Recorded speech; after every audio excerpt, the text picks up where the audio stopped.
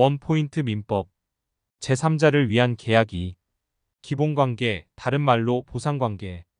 기본 보상관계는 요약자와 낙약자 관계입니다. 먼저 개념 정리부터 하겠습니다. 채권자, 엄마가 아들에게 주라고 요구하는 요약자. 채무자, 알았다고 승낙하는 낙약자. 제3자 물건을 받는 아들 수익자. 기본 관계는 요약자와 낙약자의 관계로 이 둘이 계약의 당사자입니다. 계약의 성립과 해제는 이 두 명에 의해 형성됩니다.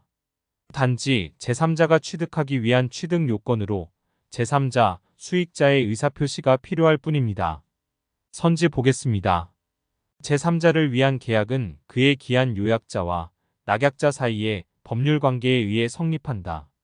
옳은 선지입니다. 이 제3자를 위한 계약의 해제. 계약을 해제할 수 있는 이도 계약의 당사자인 요약자와 낙약자입니다. 제3자 수익자는 계약의 당사자가 아니기 때문에 아무런 해제 권한이 없습니다. 선지 보겠습니다. 낙약자의 채무 불이행이 있으면 요약자는 수익자의 동의 없이 계약을 해제할 수 있다. 옳은 선지입니다. 요약자의 채무 불이행을 이유로 제3자는 요약자와 낙약자의 계약을 해제할 수 있다. 틀렸습니다. 제3자는 계약의 당사자가 아닙니다. 제3자가 수익의 의사표시를 한 후 매수인이 대금을 지급하지 않으면 매도인은 계약을 해제할 수 있다. 옳은 선지입니다. 제3자의 의사표시와 관계없이 요약자의 채불 이행에 대한 해제는 기본적 계약 상황이기 때문에 낙약자는 해제할 수 있습니다.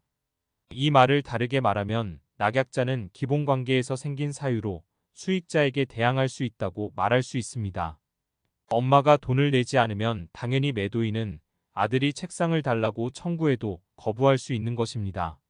선지 보겠습니다. 요약자와 낙약자의 계약이 무효 취소되면 제3자는 채권을 취득하지 못한다. 옳은 선지입니다. 제3자를 위한 계약 시 매도인이 소유권을 이전하지 않으면 매수인은 특별한 사정이 없는 한 제3자에게 대금 지급 청구를 거절할 수 있다. 옳은 선지입니다. 매도인과 매수인은 쌍무계약이므로 기준에 따라 채권자도 채무자도 될 수 있으니 조심해서 보시기 바랍니다. 3. 기본관계의 문제는 제3자에게 영향을 준다. 매도인과 매수인의 매매계약이 적법하게 취소된 경우 제3자의 급부 청구권은 소멸한다. 옳은 선지입니다. 기본관계가 무효 취소되면 당연히 제3자에게도 영향을 줍니다. 엄마가 아들을 위해 책상을 구매 계약을 하고 돈을 주지 않으면 매도인은 당연히 아들의 책상을 줄 필요는 없습니다. 만일 매도인이 아직 매수인 엄마에게 돈을 받지 않은 채 아들에게 책상부터 먼저 배달했다면 어떻게 될까요?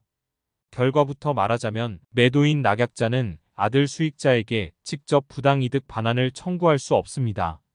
원상회복 또한 청구할 수 없습니다.